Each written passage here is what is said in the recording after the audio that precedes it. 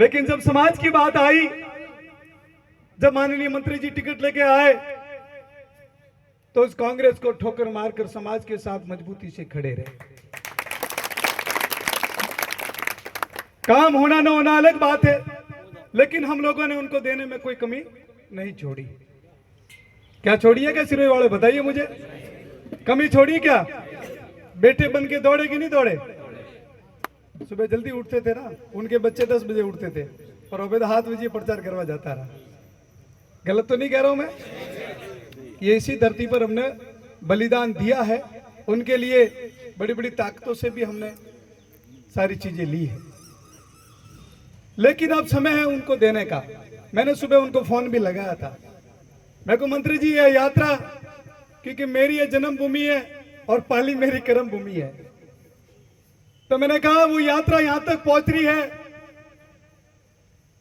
और जायज मांग लेकर पहुंच रही है, नाजायज मांगे नहीं है।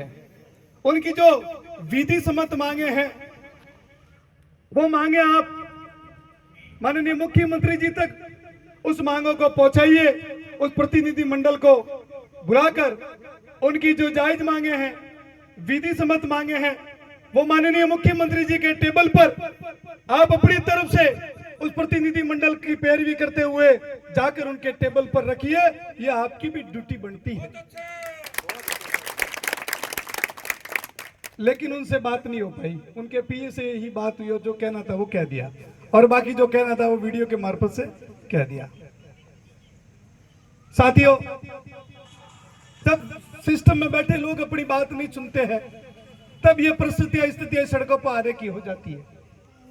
यहां हम लोग इतने सारे लोग बैठे हैं, ये कड़ाके की भीषण गर्मी पड़ रही है, यहाँ न तो खाना रखा हुआ है, न लापसी है, न सीरा है, न गुलाब जामुन है, न पानी भी, वो भी वहां पर पड़ा गर्म हो रहा है। यहाँ वही लोग आए हैं जिनके अंदर समाज के प्रति दर्द है, पीड़ा है, और पहली बार देश आजाद होने के बाद कोई पढ़ा लिखा ऐसा नौजवान जो आपके लिए लड़ रहा है। अब आप कहोगे कि नौजवान की तो 60 के आसपास आए, बाकी इनकी जो कार्यशैली है वो किसी युवाओं से कम नहीं है, हमारे सबके लिए प्रेरणा स्रोत है।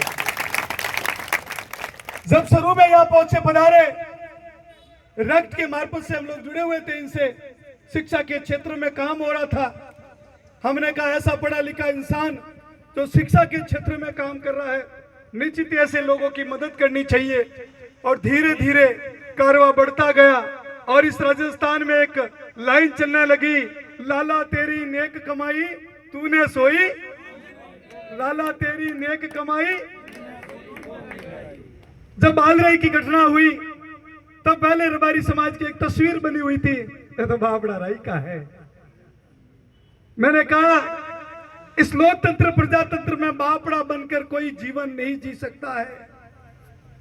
हमेशा इतिहास ताकतवर कौमों को याद करता है, इतिहास कभी कमजोरों को याद नहीं करना है।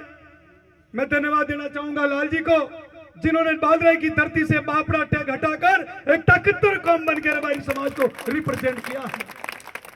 जब हम लोग कहीं बैठते हैं, चर्चाएं बनती है, तब लोग कहते हैं कि देश आजाद होने के बाद में पहली बार 48 घंटे एनएच किसी ने जाम किया है, तो डीएनटी और रबारी समाज के नेतृत्व में किया है। साथियों, जैसे हम लोग बैठे हैं, कहते हैं जब गांधी जी भी इसी तरह बैठे थे, जब देश की आजादी हुई थी। आज तो गोली तो नहीं चल रही, यहाँ सारे लोग कपड़े सुरक्षा में खड़े हैं, लेकिन उस समय तो यह भी डर था कि गोली किधर से आ जाएगी। फिर भी मुट्ठी भर लोग, संकल्प से लोग घर से निकले। 78 मुकदमे हमारे ऊपर बने हैं, जिसमें मैं भी शामिल हूं। और गांधी जी जब यात्रा निकाली तब भी 78 लोग ही थे। और आज गांधी जी ने उस राह पे चलते हुए देश को आजादी दिलाई, गुलामी की बेड़ियां टूटी और इस खुले आसमान में हम सांस ले पा रहे हैं। इसलिए मित्रों, एक बार पुनः हमें भगत सिंह, चंद्रशेखर आजाद, सुभाष चंद्र बोस बनकर, हमें एकता के सूत्र में बनकर इस कम्युनिटी के हक और अधिकारों के लिए लड़ना होगा। और निश्चित ही एक बात मैं आपको बता दूं, सरकार और नेता हमेशा डरपोक होते हैं, वो सिर्फ ताकत बताते हैं, लेकिन जनता ही माई बाप होती है। जनता के सामने सब डरते हैं। जब जनता सड़कों पर उतरती है तो नेताओं में खलबली मचती है। ये पिछले 4-5 दिन से आपको लगता है कि आपका प्रभाव नहीं पहुंच रहा है, बाकी आपका प्रभाव दूर दूर तक जा रहा है।